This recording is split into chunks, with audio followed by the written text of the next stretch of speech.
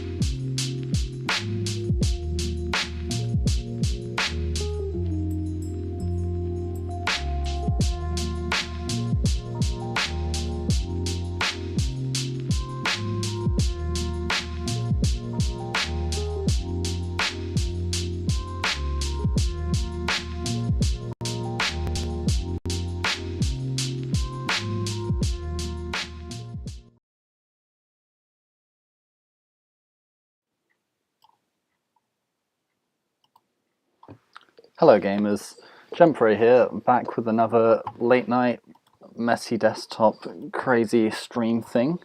We're doing maths and computer science as usual. And I thought I'd experiment with some crazy creativity things.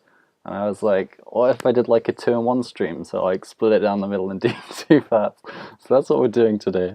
So we're doing this thing in graph theory that's pretty cool, where you take planar graphs and you take, let's make this bigger. Oh, hello, by the way. I said hey. Anyone in chat? I don't think so. That's okay. I don't even know if I'm live. I hope I'm live. I might just be talking to myself, but that's okay. We'll find out later, I guess. Oh, what is happening? That's too big. Oh my gosh. So you take your planar graphs, and then you take your 3D shapes. And everyone's like, those two things are not related at all, right? So we've got planar graphs on one side, and I'll talk about what planar graphs are in a second.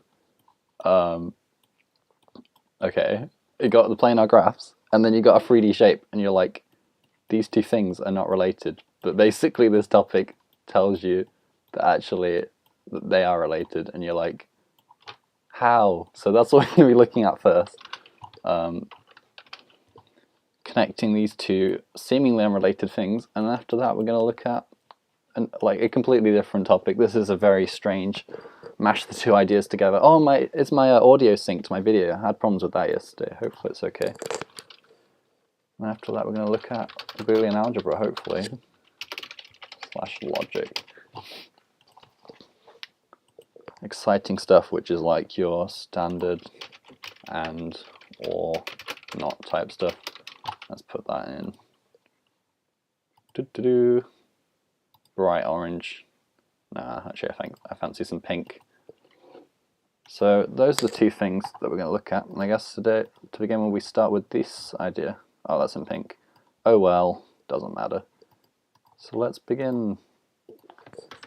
Alright, the connectedness between these two things that don't seem very connected. So I guess we should start with planar graphs. I've already looked at graphs before. I'll have a quick look at them now, but you should go check out that video if you're not aware of graphs. But essentially, like, there's two different types of graphs that are pretty unrelated. I tried to connect them in the video. They kind of connect, but for the most part it's easier to think about them separately. So you got a graph like this, or you got your graph like this, and this graph specifically is a directed unweighted graph, because we've got either directed relations or undirected relations, and then nothing's got a weight because there's like no numbers on stuff.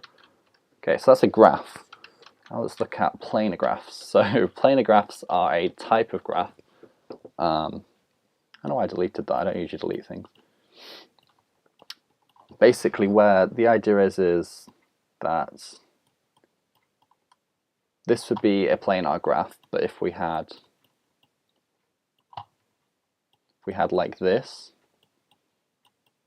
then it wouldn't be a planar graph. Planar graphs are undirected. They don't have any directions on the relations, or you can think about all the directions being bidirectional, but people tend to think about it as having no direction associated with it. And essentially the reason why this is not a planar graph is because of what's going on here. You can't have the relations intercepting each other. Only within planar graphs we tend to call them edges rather than relations, which is why I got confused all the other times I was talking about graphs. We call them edges now, and that'll become clear in a second, well, a few minutes maybe. So you can't have edges intercept. So a planar graph is planar if you can what's called embed it onto a plane, which just means draw it on 2D without the edges crossing over. So if we take a graph of one node, then that's planar because no edges intersecting, which is bad. 2 nodes, still planar because we can just draw it like this. 3 nodes, again, we're all good. And you might be wondering, how far can we go with this pattern of drawing all the nodes and connecting them in every way? The answer is we'll find out. Now, with 4 nodes, it might seem as if it's not planar, because if we draw it the standard way people do, like this, it would seem to connect all of them to every other one. We'd have to do this, and then to connect these two, we go like this. So you might think not planar, but it actually is planar, because what we can do, I'll show you this. There's 2 things we can do.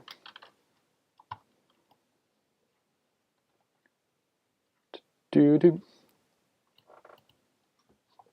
the first thing we could do is we could take this edge and draw it differently. And we go all around the back like this. And then we can show that it's not planar there because there's no interceptions. Let me just highlight that actually. Bad.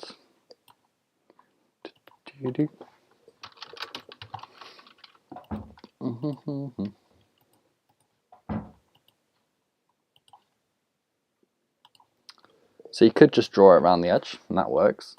Or the other thing you can do is you can actually draw it completely differently. So instead of thinking like a square, I'll draw it over here, you can think of it as being like one here, if this is how your brain works. Some people think this way, which is crazy. I don't personally, but like, you can do it like this, and then you never have any problems connecting things up. And this will actually link into the next point very soon. And we have names for each of these. This is K1 for complete graph of one node. This is complete graph 2. And a complete graph is where every node connects to every other node. So, like on here, every node is connected to all of the other 3 nodes, which you could look at if you wanted to. This is K3. This is K4. And you might be thinking, well, K5, is it going to be a planar graph? Is it not? The answer is it actually, surprisingly, I guess, isn't a planar graph, which is pretty crazy. That means if we take 5 nodes, and if we connect every node to every other node, it's not possible to do it on a 2-dimensional plane without intercepting some of the edges, which is pretty crazy to think about, honestly. There's literally no way to do it. I don't know if you can do it on like a 3D surface or something, maybe. But on 2D surfaces you definitely can't, it's not planar. This is extremely technical and not particularly interesting, so you might be like, well then why did you bring this up? But the reason why this starts to get interesting is, we'll get onto the thing that blew my mind basically. So far we've been looking at graphs as graphs, just like nodes and relations or edges or whatever you want to call them, connecting things up. Essentially this next section says that, which is kind of crazy. The idea is you can take any planar graph,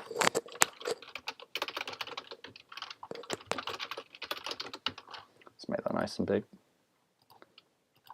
Take any planar graph, or you can take any 3D shape, and the idea is essentially any planar graph is a 3D shape, and any 3D shape is a planar graph, which is like, huh? So if we take a graph we've looked at before, K4, this planar graph is a 3D shape, and we'll look at what 3D shape this is in a second. But in the same way, if we take a 3D shape, oh, I wish I had some chat so I could ask people for 3D shape, but I don't have any. Let's just take a cube. The idea is there will be a planar graph that connects to a cube. And this just isn't just for some specific shapes, this is like all shapes. Is it all planar graphs? Might be. Because obviously there's some weird ones.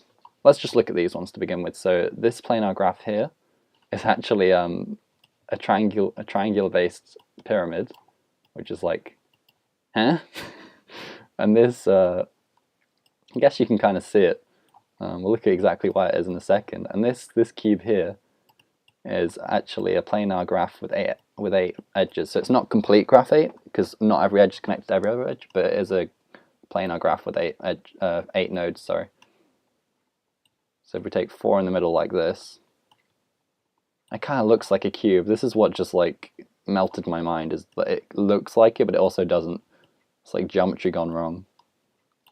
You can connect them around the edge. Oh, look at it, it's gross. And then this is a cube, and you're like, huh? At least I am anyway when I look at it. You can kind of see it too. It's gross, but also amazing. And yeah. So that's the idea. So I guess now let's look at why this is. So the reason why this is because essentially it's defined such that, so you know how these, I was calling them relations before, because relations are pretty much the best way to think about it if you just need a graph. But if you're tying in the graph with the relations into 3D shapes, then they often get referred to as edges, right? So we've got edges, and these ones here, we're calling them nodes, but you can also, as an alternate, you can call them vertices, right? So we've got vertices, edges. You might see where we're going with this, maybe. And so what like with a 3D shape, we've got our vertices, which we'll call V, and we've got our edges. And like how with a 3D shape, the edges and vertices, they bind faces. So if you take some vertices and you connect them with edges, like we do with this 3D shape, then you get a face. There's the triangle face. And the same way here, got vertices, edges, so it actually like binds a face, which is like So that's a face there. That's a face there. That's a face there. So that's 3 faces, right? A volume of area. I meant like a collection of area on the 2D plane, surrounded by edges and vertices, bounded by edges and vertices, I guess you could say. And you might be wondering, well, the triangle-based pyramid here has 3 faces, but also has a 4th one on the bottom. There's a 4th one over here, a 3rd one over there. There's a 4th one on the bottom. You might be like, well, where's the 4th face on the graph? But you actually call all the area around it a face as well. So it's like 3 faces plus the infinite face around it is also a face. So we've got 4 faces here, 4 vertices here, and 6 edges here. And the same way on this triangle-based pyramid over here, or tetrahedron, you might call it. We also have 6 vertices. 4 vertices, 6 edges, and 4 faces. So it's like the 2 are related. It's the same can be said here. This graph has the same number of faces, vertices, and edges as this cube. You can count them if you want. So we got 12. I'll write it out here. 12 vertices. No, not 12. 8 vertices, 12 edges, 6 faces. And we can show the sames here. So we got 1, 2, 3, 4, 5, 6, 7, 8 edges, 1, 2, 3, 4, 5, 6 faces, and then 1, 2, 3, 4. You can see 4 around here, 4 around the edge. That's 4 times 3 equals 12 edges. So the 2 are the same, which is like, I don't know if this is interesting to anyone else, but to me my mind was blown. And I never looked at planar graphs the same way again, and therefore graphs in general. It's like any time you have a graph in any situation, if it's planar, it's also a 3D shape, which is like, oh. And it also means any 3D shape you can represent perfectly on 2D, which is like, it's a bit crazy to think about. And this can in turn be written as a matrix. I haven't talked about this on my YouTube channel before, but any graph is also a matrix. So that means any 3D shape is a matrix number, which is like, that's the kind of thought that keeps you up at night, realizing that all 3D shapes are matrix numbers. Oh gosh. Alright, the final thing I want to say before we move on to the second part of the video, Boolean logic, is 2 things really. First thing I wanted to talk about was, we've looked at some cases where it's like, okay, yeah, I could imagine that as a 3D shape, but obviously there's some planar graphs that are like, you would call that a 3D shape, so I guess I want to address that. So an example of that is if we just took 2 edges like this, then that's still a planar graph, but it's like, what 3D shape does that look like? I don't know if this is possible or not, but I'm sort of imagining like a smooth sphere surface, but then with like a crease somewhere along it, so that we can have those two vertices, and then we can have that edge. So I'm imagining this 3D shape probably does exist. I don't know for sure. I'm pretty certain it does. In my head, I like to think it does anyway. But if someone knows that that doesn't exist, then please let me know. And then for this one, I'm just imagining like a smooth sphere, but like it has a single point on it.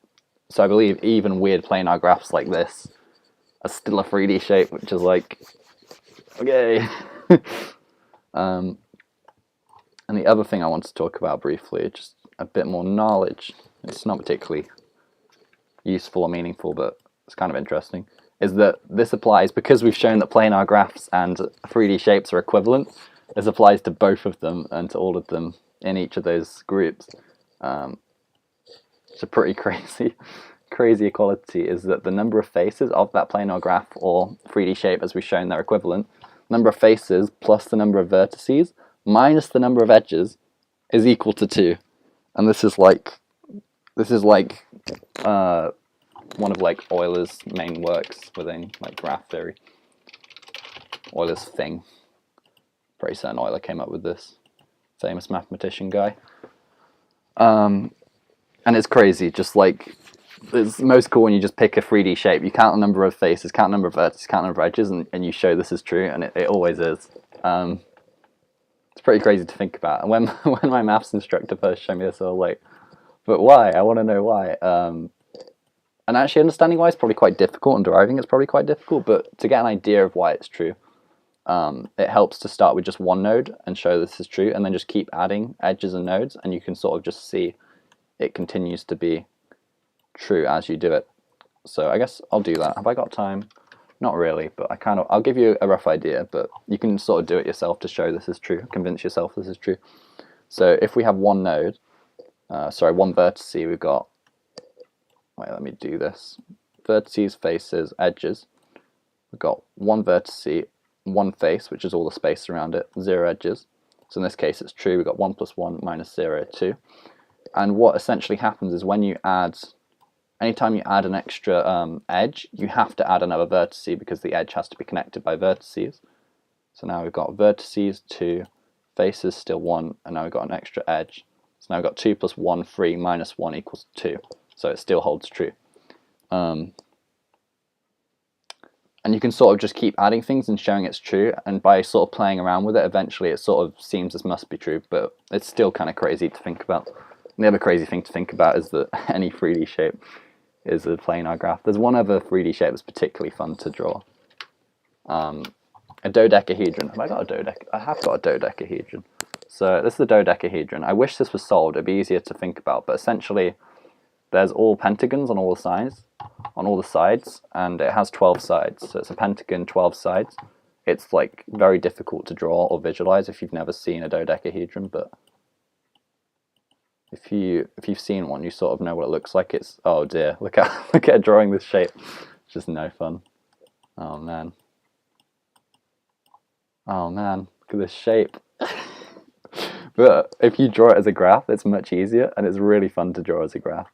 So if I've got time at the end, or do I want to do it now? I'll start doing it now.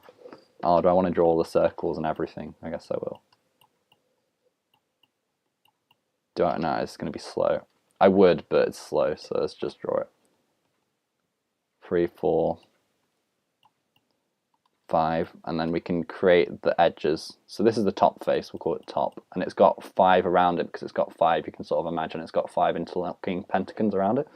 So let's draw that. Oh no, can I go out? I can't zoom out anymore on this. It's okay. Hopefully it'll be okay. And you can imagine the pentagons coming off like this. Oh, it'd be so much clearer with circles, but it's okay. And how do we wrap this? Oh, and then we have to do another pentagon on top of that. As you can imagine, we've got a pentagon on top of pentagon. Is that right? I think it's right.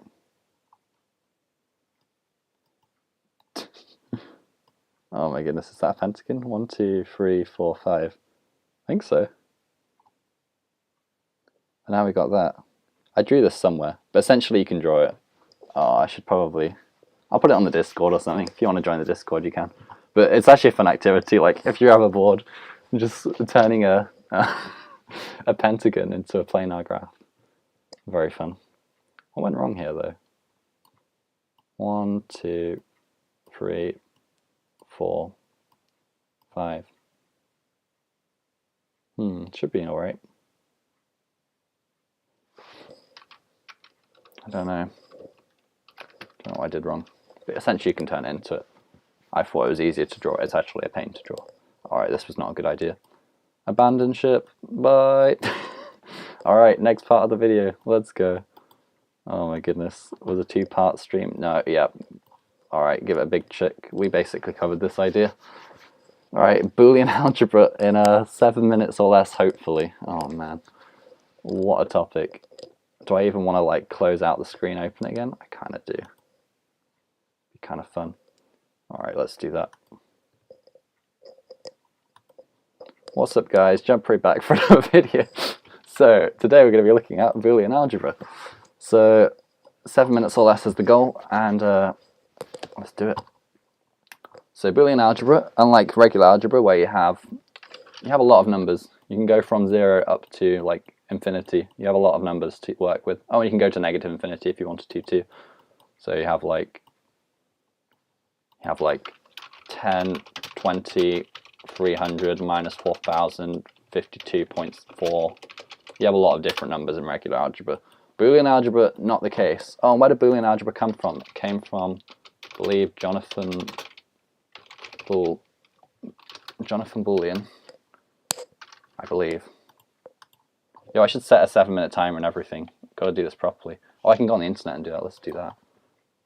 This is the guy who made it, and he was pretty good at maths, but that's where we got the name from, Boolean. And it's also a data type in programming because of Boolean algebra.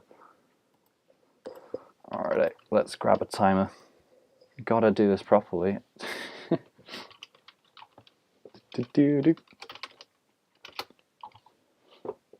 How long have I got? 7 minutes. Oh man, it's gonna be intense.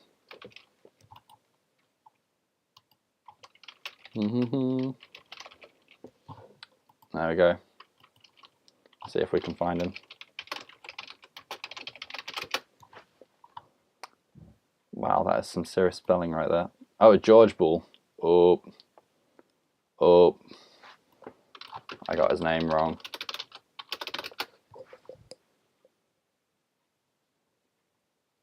Is this the guy who invented it? I hope so.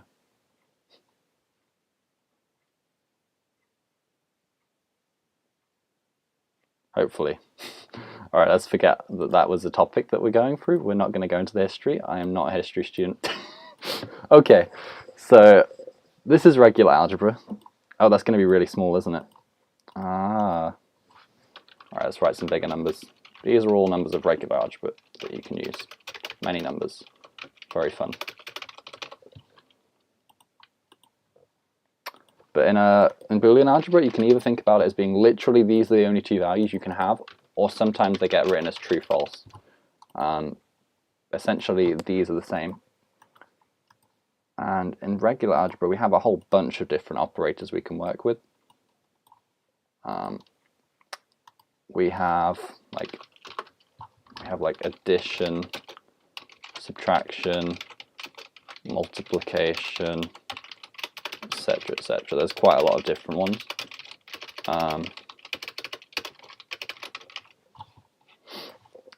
But in a, oh, that's fun. Let's make it smaller. How much time have I got? Probably not much. I'm running out of time rapidly. Oh no. But in Boolean algebra, you have to work with a lot less operators. You essentially only have, like, these don't look like operators, they're like words, but they are operators. We'll look at that. You essentially only have 3, and, or, and not. And with these, you do all your calculations and stuff. So in the same way, we might do like 7 plus 3 equals 10. Within our Boolean algebra, you might have like 1 or 0 equals 1. So you see, do calculations with the values. These operators, and you only have 1, 0, and 1. Sorry, 1 and 0, and that's it. Oh, I'm running out of time rapidly. Oh my goodness. Speed run time, let's go.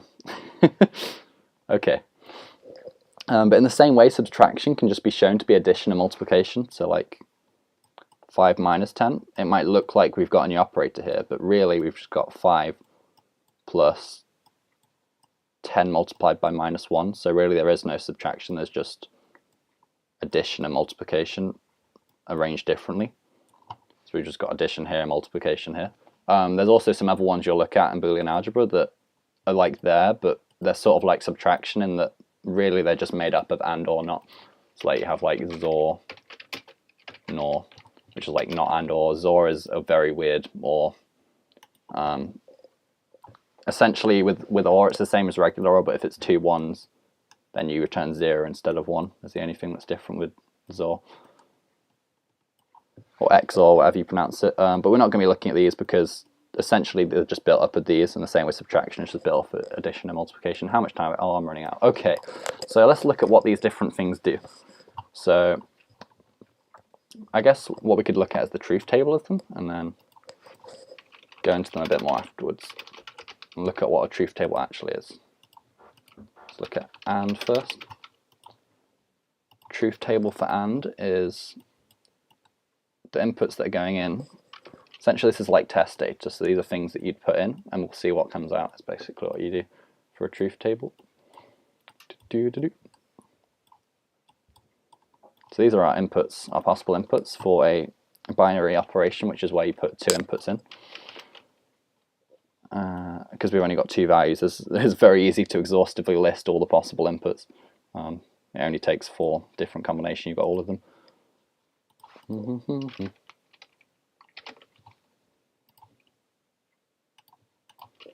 But then for NOT, it's a unary operator, which means it only takes 1 input in. So AND, if you put 0, 0 in, let's use a different color because these are important. Let's go deep blue.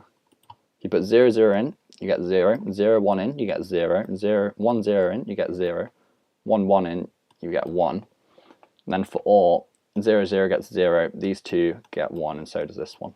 With NOT, it's the opposite. So using this, you could do all Boolean algebra, because now you know if you put 2 zeros in, you get a 0, 0, 1, and you get a 0 for AND, etc. So you could evaluate anything. So if I said 1 or 1 in brackets and 0, you'd be able to calculate the answer using these truth tables. But the problem is, sort of evaluate to 1 and 0. We'll put that symbol for AND. That gives us 0, as we can see from here. 1 and 0 gives 0. But the problem is, of course, is you're like, what's actually happening? Which is a good question. Oh gosh, there's like no time. This isn't going to be 7 minutes or less. Rip. 7 minutes or less. Rip. That's okay. So what's actually happening? So I guess the way you can make this more intuitive is by swapping out 1 for true and 0 for false. So AND is we're saying, is the first input and the second input true? If so, true. If not, false, if that makes sense.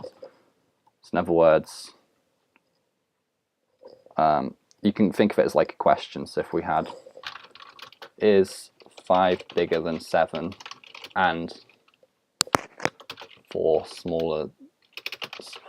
bigger than 20, right? That's so small.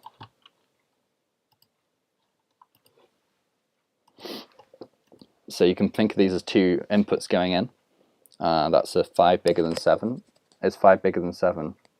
It's not. Okay, so that's 0 for false. And this is 4 bigger than 20. Is 4 bigger than 20? No. So we got 0 and 0 equals 0, which is false. Yeah? I don't know if anyone's with me because I haven't got any chat. That's okay. But essentially, we can think about this as a question too. If you're asking someone, is 5 bigger than 7 and 4 bigger than 20? They'll think about it and they'll be like, oh, there's my timer. Oof. Let's do 3 minutes, 30 seconds of overtime. But I'll probably stop before that. But you could ask this as a question, right? So like, you could ask someone, is 5 bigger than 7 and 4 bigger than 20? And they'd be like, is 5 bigger than 7? No. So the answer to this question is no. It's probably made no sense. To be honest, Boolean algebra probably takes longer than that, but I guess we gave like a rough outline of what's happening. So AND is 1 is true if both the first input and the second input are 1. And OR, you need OR. So if the first one or the second one is 1, then you get 1 as well. So the only time it will be 0 is if it's 2 zeros. But here, if we look at it, we got, is the first input or the second input 1? Well, yeah, the second input's 1, so we get 1. So these three will give 1. And then NOT is just the opposite. So if it was true, NOT of that would be 0. If it's 0, NOT of that would be 1. You may have seen Boolean algebra before, may not. This is probably the worst possible introduction to Boolean algebra ever. That's okay. essentially I'm trying to do like a stream a day at the moment, so I just needed a topic, so I gave it a bash. But the planar graphs topic was definitely better. I knew this was technical, but I thought that I'd be able to hold back on not going to the philosophy and just talk about the technical. But the thing is, the technical is just not very interesting, is it? Sad times.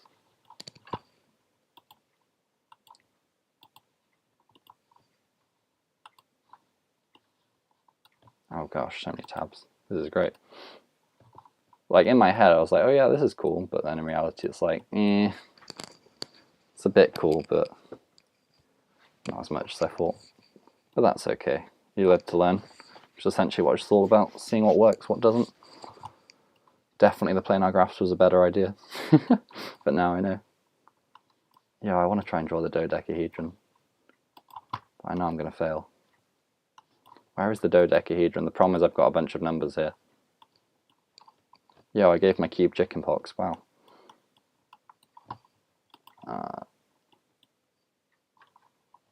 Is this the dodecahedron? Here it is. What went wrong?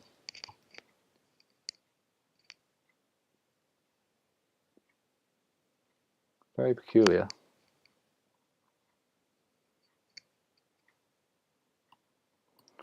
Maybe it should be giving 2.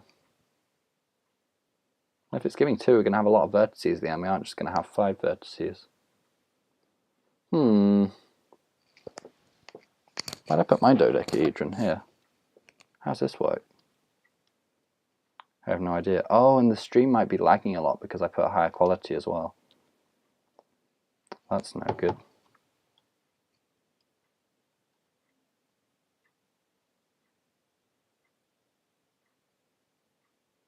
Oh, I meant to be using 2 vertices from here rather than... That's where I went wrong. So this should be going all the way over here. Oh, we could draw this then. This isn't too bad. Let's draw it. Yeah.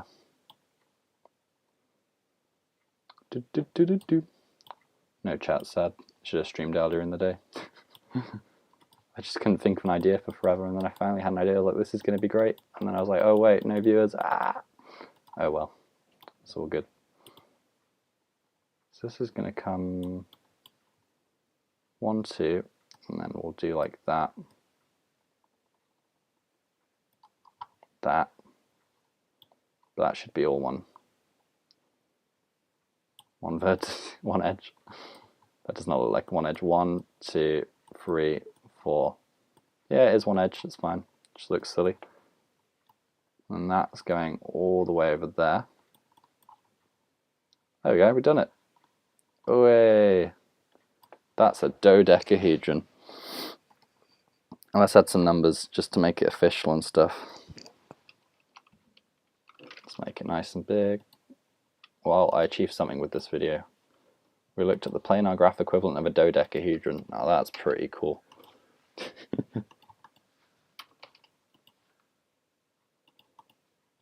Six. Even if you haven't seen a dodecahedron before, now you have. You've seen the planar graph equivalent drawn very badly. Fantastic.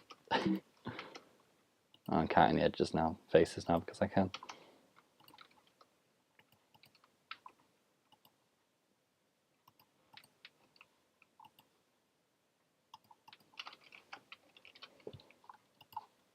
Nearly there.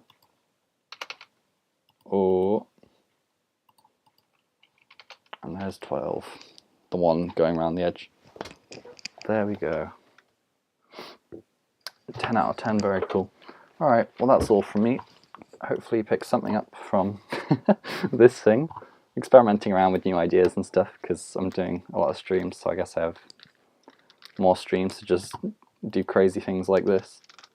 Hope you guys enjoyed. I guess tomorrow I'll go. If tomorrow, hopefully I'm streaming tomorrow, I might not be. But if I am, or whenever I am, I'll be doing next part of the fundamentals of imperative programming stuff. Done 2 of 5 on that. Done functional entities and graphs. I guess the next part is to look at the fundamentals and then procedural programming and then object-oriented programming. And that'll be good. So, gosh, it's so late. Alright, well, thank you guys for joining me in this adventure of crazy stream stuff. Hope you have a good evening, and I'll see you guys later. Bye.